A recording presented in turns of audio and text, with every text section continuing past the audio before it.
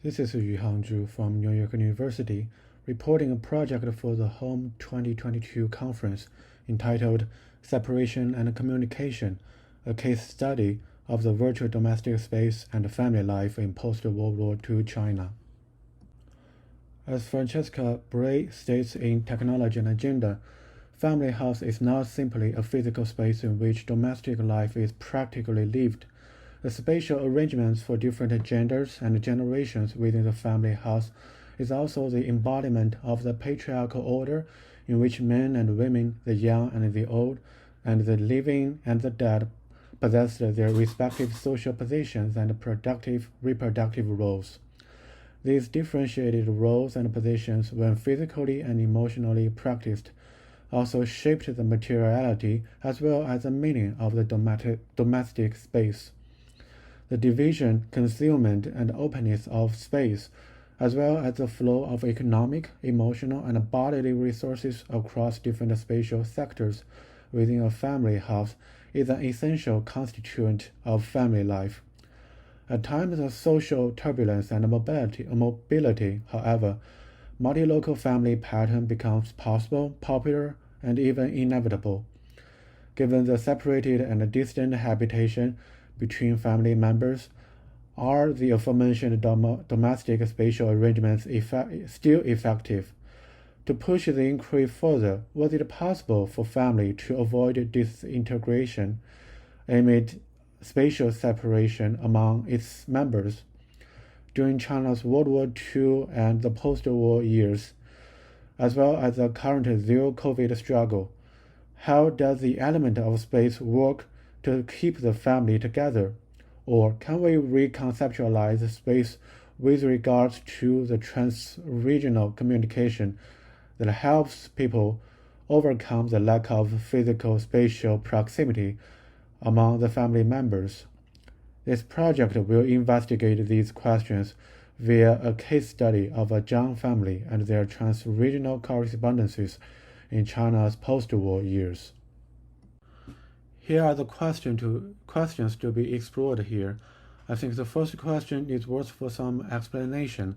The content of the letters reveals some of the physical spatial arrangements in the Zhang family that resonates with Bray's discussion of Chinese domestic space. My focus here, however, is how such space was represented in the written letters to cope with the spatial situation of spatial separation among family members. The second question has to do with the concrete configuration and functioning of such a virtual domestic space. The third question will remain open-ended and for further exploration as I move to the other parts of my larger projects. But a brief introduction to the historical background might help us understand why the third question matters. The World War in China, or also known as China's War of Resistance against Japan, 抗战, witnessed a large scale of wartime migration and post-war homecoming. The spatial separation and lack of communication among family members during the war led to the collapse of the original family life and the post-war domestic conflicts. The second part of the historical background of my case is the economic and partially explains the rationale of the separation of the Zhang family even after the war was over. The local economies in southwest China was incorporated into the global wartime economy. Products like Hawk Bristows became strategic military supplies and the target of U.S. wartime global procurement, offering new financial opportunities for local residents. The post-war was not totally an accurate term to describe this period, since the civil war between the communists and the nationalists stirred up political, social, and economic turbulence, rendering everyday family life of ordinary people tough. Here is a basic and brief timeline of the life of the Zhang family. Please note that Zhang Shifang had lost his parents when little, so he had been raised by his uncle Guan Qun in Chengdu. Even though he joined his fifth uncle Shaoxian in Chongqing later, he was still closely attached to his family in Chengdu, where the Guanqun couple, his grandparents, and his own wife and child resided. Zhang Shifang and Zhang Shaoxian both worked in the Baofeng Company, a major producer and vendor of hog bristol, backed with abundant financial capital investments during and after the war. They also took important positions in some other companies that the boss of the Baofeng Company owned. The family letters are found in the business documents of the Baofeng Company in Chongqing, where Zhang Shifang had worked for over a decade and died.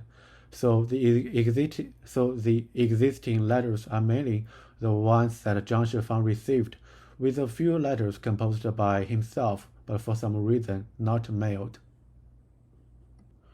To answer the first question, we need to look at the content of these letters relevant to the physical domestic spatial arrangements in Zhang family's house in Chengdu.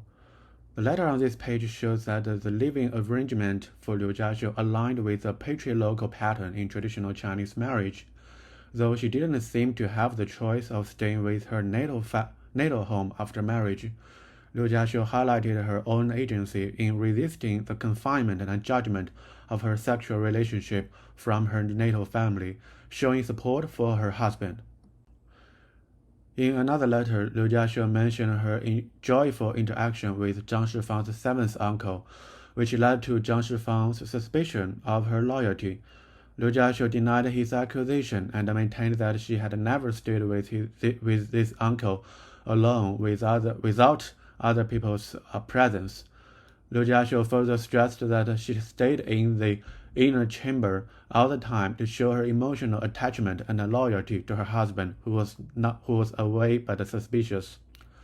In fact, other letters from Liu Jiaxiu had shown that her social circle mainly consisted of female family members and friends, and most of the time she was either alone missing her husband or hanging around with other women, playing mahjong or doing domestic labor like making clothes for her child.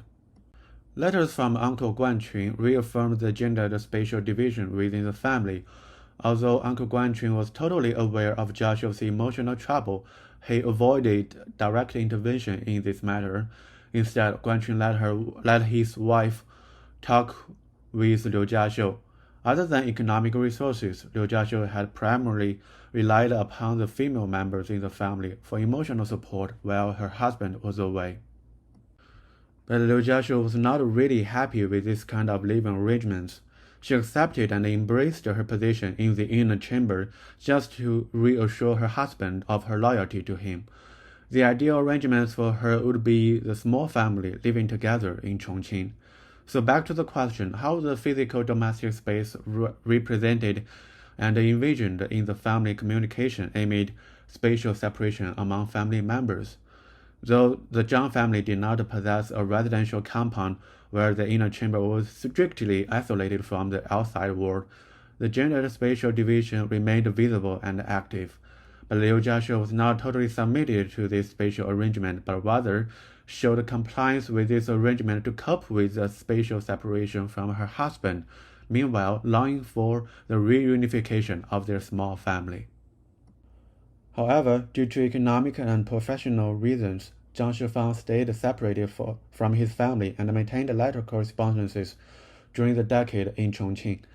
To understand how family letters constituted a virtual domestic space where starkly different dynamics were at work in the inter- and intergenerational interactions, I will mainly focus on the letter threads between Zhang Shifang and Liu Jiaxiu, and that between Zhang Shifang and his uncle Guanqun. Although the small family stayed separated, the young couple managed to create a virtual space of intimacy and privacy by letter writing and maintained their emotional bond to a certain extent. This letter shows Liu Jiaxiu's consciousness of such a virtual domestic space and its exclusivity. Zhang Shifang also acknowledged the emotional trouble brought about by their separation and experienced criticism for not being around. In this letter, Zhang Shifang regarded this virtual space as the only site where he could seek for empathy and emotional comfort. We don't have access to most of Zhang Shifang's letters to Liu Jiaxiu. Liu Jiaxiu's letters for most of the time were filled with passionate expression of her love and care for her husband, her desperate desire for family reunification, her high confidence of her husband's success and the future happiness of their family, as well as her bitter complaint about her loneliness. The intergenerational interaction between Zhang Shifang and Uncle Guanqun shows a different dynamic. Zhang Shifang and Guanqun utilized their respective social and economic network to run a family business of trans-regional trade to gain extra income for the family. The latter correspondences between them were heavily loaded with business and professional plans and the market information in both Chengdu, the provincial capital of Sichuan, and Chongqing, China's wartime capital. Due to his occupation as a senior accountant in the Baofeng Company and other business establishments in Chongqing, Zhang Shifang gained timely and broad access to information of economic policies and market information, thus being able to give well-founded advice to Guanqun on strategies of their family business. However, in the political, social, and economic turbulence in post-war China, the Zhang family's economic effort was painstaking and not always successful. Zhang Shifang was hardworking but troubled with health issues and ill interpersonal relationship. Though Uncle Guanqun endeavored to work with Zhang Shifang to improve the economic condition of the family, he constantly told Zhang Shifang to prioritize health and family, and taught him his own life experiences in dealing with people and being unmoved by success and failure, honor and disgrace. Apart from feeding the family, Guanqun also invested heavy attention on raising the next generation. Zhang Shifang, as the eldest one in Zhang family's younger generation, was the first to be professionally established. He not only helped to ease the economic burden on Guanqun's shoulder, but also fulfilled Guanqun's wish for the next generation of the Zhang family to prosper. In fact, Zhang Shifang himself also helped a lot with the education, career development, and the marriage of his younger siblings and cousins.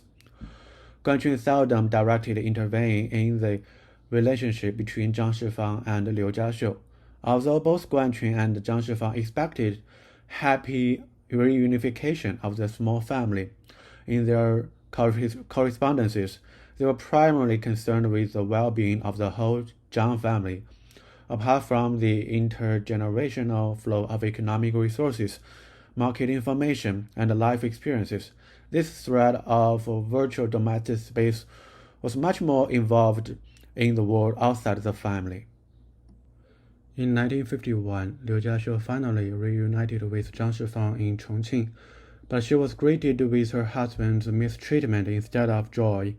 It is not completely clear what on earth happened between them, but Liu Jiaxiu finally chose to write to his own father to complain and decided to go back to Chengdu and find a job to live her own life. Uncle Guanqun, having learned that they had fallen out and that Liu Jiaxiu had written to her own father, for the first time directly intervened in this young couple's trouble. He urged that Zhang Shifang correct his wrongdoings and settle her down in Chongqing immediately. But Guanqun's letter was responded with excuses and then silence, and that is the last family letter remaining between Zhang Shifang and his family in Chengdu. The fact that Liu Jiaxiu wrote to her own father for help suggests that she reactivated her primary role as a daughter in her natal family, where she could safely return to when her marriage was in crisis. When Guanqun obtained this letter, Liu Jiaxiu managed to navigate her complaint about the Zhang family to Guanqun in a roundabout manner. But Zhang Shifang's silence cut off the communication, disintegrating the virtual domestic space and leaving the future of the family gloomy. Before I move to other parts of my larger project, I want to briefly draw a tentative conclusion on this case study. Different threads of letter correspondences constituted the independent as well as overlapping spaces for the life of the multi-local family in post-war China. Given the prevalence of distant or separated habitation in wartime and post-war China, and the collapse of family due to the lack of communicative means, communication and communicative technology and the virtual space thus created played an important role in facilitating domestic life in the context of social turbulence and separated habitation. During our discussion in the virtual meeting, I think it's worthy for us to further think about how the transnational communicative technologies have shaped and facilitated family life in the context of global pandemic. Also, the materiality of this virtual domestic space is worth pondering. I will show some photocopies of the letters in the following slides.